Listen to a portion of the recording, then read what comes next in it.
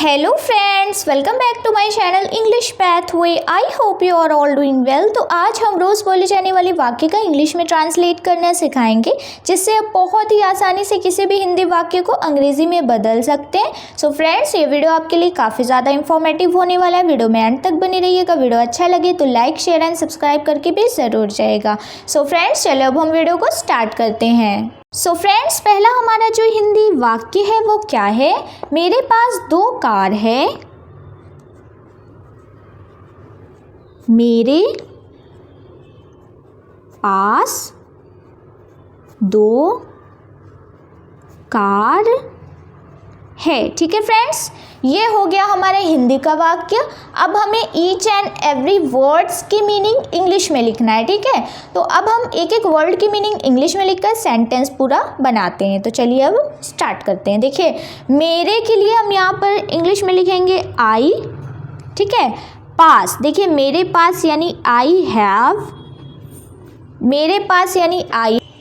ठीक है फ्रेंड्स, मेरे पास यानी आई हैव 2 की अंग्रेजी होती है 2 कार, 2 कार्स। ठीक है, मेरे पास 2 कार है। I have 2 cars.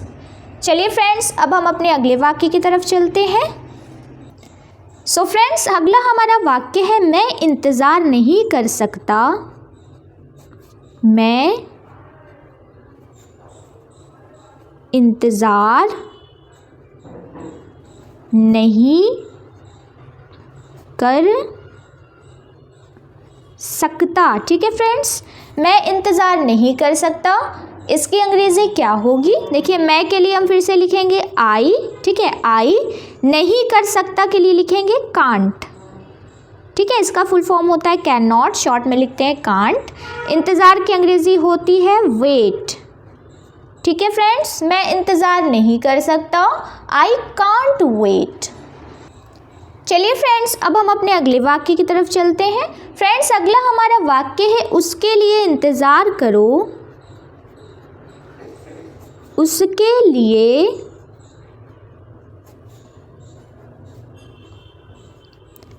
इंतज़ार करो। ठीक है फ्रेंड्स, उसके लिए इंतज़ार करो, इसकी इंग्लिश क्या होगी? देखिए, इंतज़ार की अंग्रेज़ी होती है वेट। ठीक है, इंतज़ार की अंग्रेज़ी हो जाती है वेट। उसके लिए यानी फॉर, उसके लिए यानी फॉर हिम।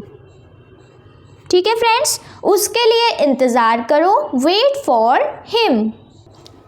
चलिए फ्रेंड्स, अब हम अपने अगले वाक्य की तरफ चलते हैं। फ्रेंड्स, अगला हमारा वाक्य है मुझे इसकी ज़रूरत है। मुझे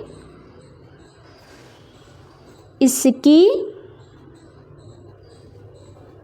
ज़रूरत है। ठीक है फ्रेंड्स, ये हो गया हमारा हिंदी का वाक्य।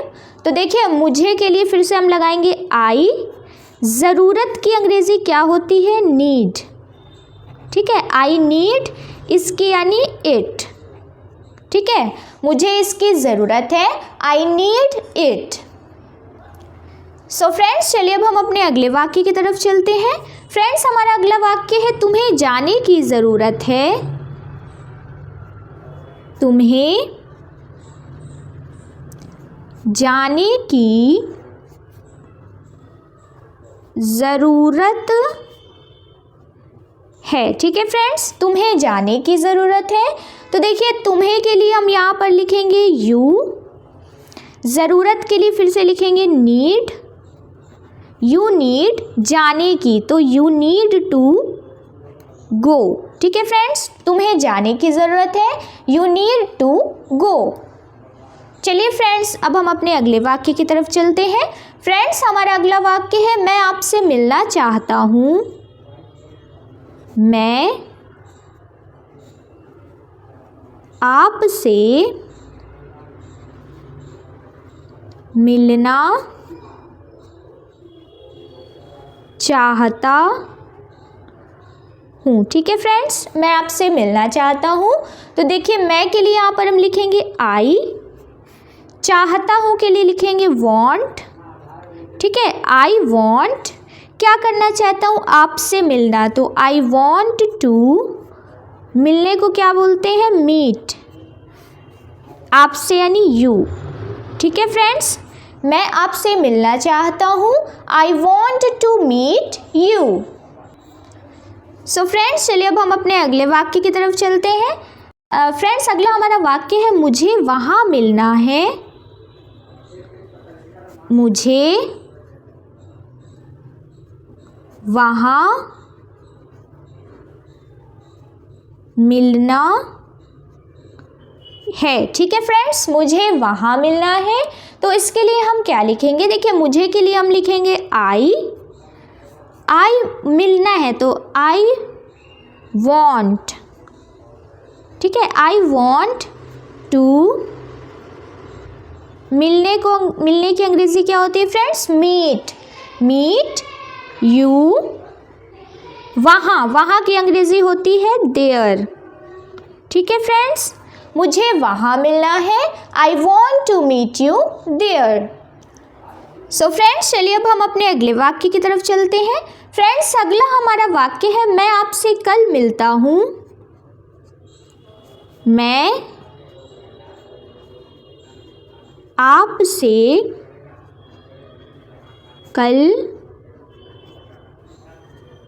मिलता हूँ। ठीक है फ्रेंड्स, मैं आपसे कल मिलता हूँ, इसके अंग्रेजी हम क्या लिखेंगे, देखिए मैं के लिए फिर से हम लिखेंगे आई।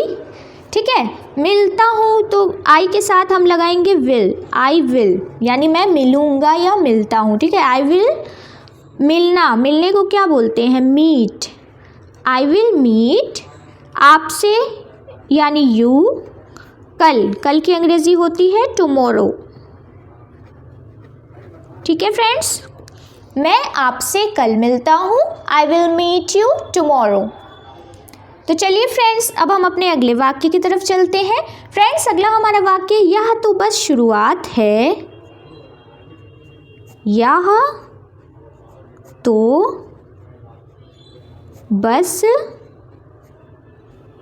शुरुआत है।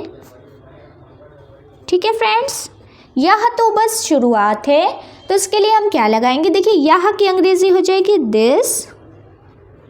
दिस, है की अंग्रेजी हो जाती है इज, बस यानी जस्ट, दिस इज जस्ट, शुरुआत की अंग्रेजी दिस इज जस्ट, शुरुआत की अंग्रेजी क्या होती है फ्रेंड्स, बिगिनिंग।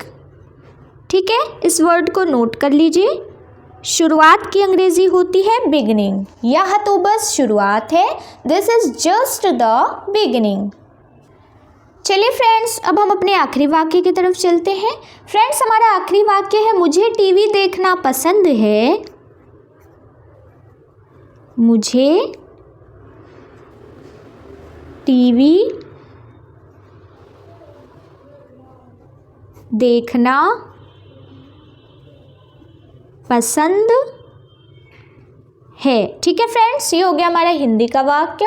अब देखिए मुझे पसंद है क्या देखना, टीवी देखना, तो मुझे के लिए लिखेंगे आई, पसंद है के लिए लिखेंगे like.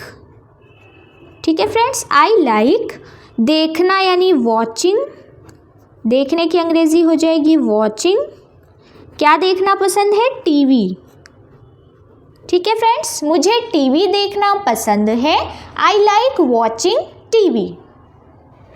So friends, I hope कि आपको हमारा ये वीडियो इन्फॉर्मेटिव लगा हो, तो कमेंट करके अपनी राय ज़रूर दीजिएगा। चलिए मिलते हैं नेक्स्ट वीडियो में, तब तक के लिए टेक केयर, बाय बाय।